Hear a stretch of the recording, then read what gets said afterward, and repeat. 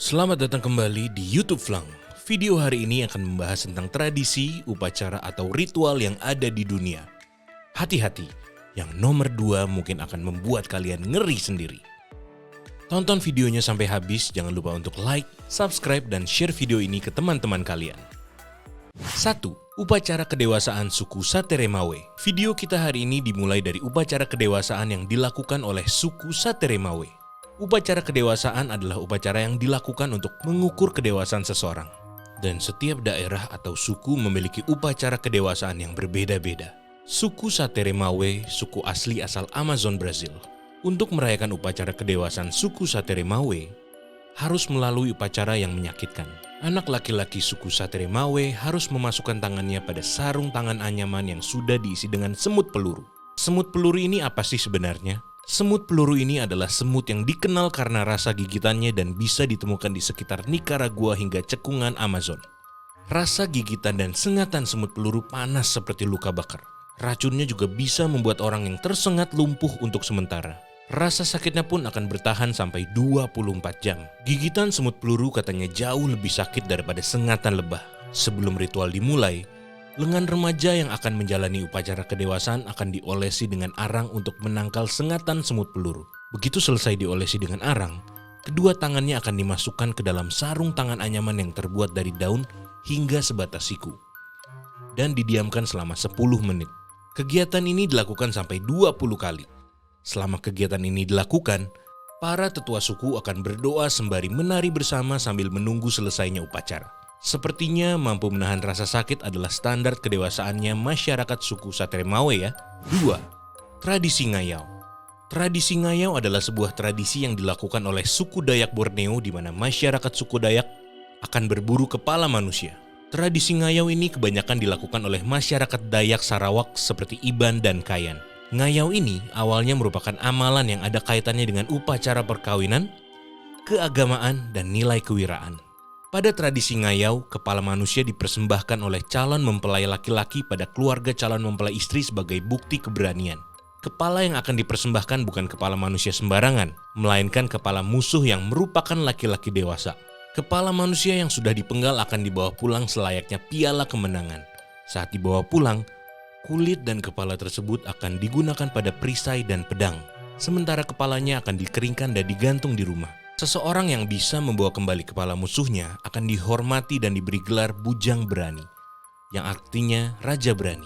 Masyarakat Dayak menganggap kepala musuh yang sudah dipenggal memiliki kekuatan supranatural yang besar, dapat digunakan sebagai tolak bala dan pengusir roh jahat.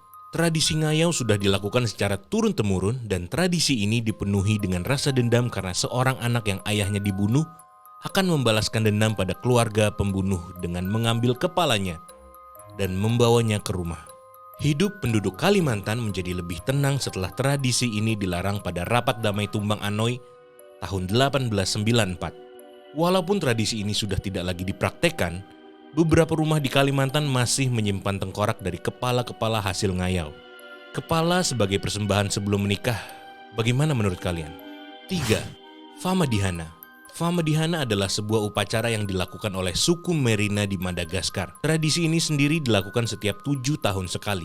Famadihana sendiri berarti memutar tulang belulang.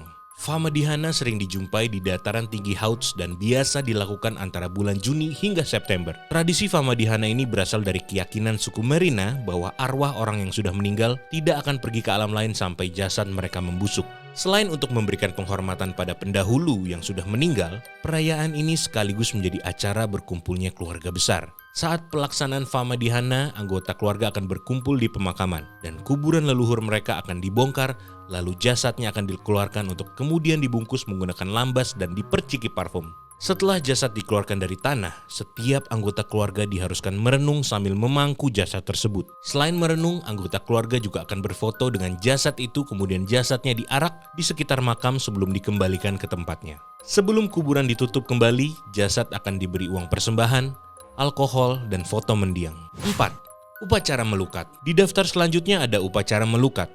Upacara melukat merupakan upacara yang dilakukan untuk menyucikan diri dan dilakukan oleh masyarakat Hindu. Melukat diambil dari bahasa Bali, sulukat, yaitu su yang berarti baik dan lukat yang artinya penyucian. Upacara melukat biasanya dipimpin oleh seseorang yang biasa memimpin jalannya upacara keagamaan Hindu. Upacara melukat ini biasanya dilakukan saat bulan purnama, tilem, atau pada hari besar lainnya. Akan tetapi, kalian juga bisa melukat di hari biasa sebagai sarana meditasi. Saat melukat, masyarakat Bali biasa melakukannya secara berkelompok, seperti dari kalangan masyarakat desa tertentu, keluarga kecil, atau keluarga besar. Melukat umumnya dilakukan di tempat bersejarah seperti pura tempat pemandian, sungai, dan pantai di Bali. Untuk kalian yang bukan masyarakat Bali dan tidak beragama Hindu, kalian juga bisa melukat kok. 5. Ritual mak nenek. Hampir sama seperti Famadihana, upacara mak nenek juga melibatkan jenazah yang diangkat dari kuburnya. Mak nenek adalah salah satu adat yang dilaksanakan oleh masyarakat Barupu di pedalaman Tanah Toraja. Upacara mak nenek biasanya diadakan setiap 3 tahun sekali pada bulan Agustus setelah musim panen. Prosesi mak nenek diawali dengan mengunjungi lokasi tempat dimakamkannya para leluhur masyarakat setempat. Sebelum dibuka dan diangkat dari peti, para tetua yang disebut Nek Tomina Lumba akan membacakan doa dalam bahasa Toraja kuno. Setelah didoakan, jasad akan diangkat dan mulai dibersihkan dari ujung kepala sampai ujung kaki menggunakan kuas atau kain bersih. Saat jasad selesai dibersihkan, jasad itu akan dipakaikan baju baru lalu dikembalikan ke dalam peti yang tadi. Saat jenazah didoakan, kaum lelaki akan membentuk lingkaran sambil bernyanyi dan menarikan tarian yang melambangkan kesedihan.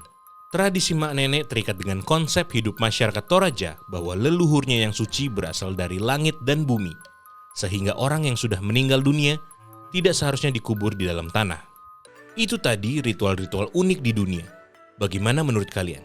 Ritual mana yang menurut kalian paling unik dan aneh? Video YouTube Flang hari ini sampai di sini saja.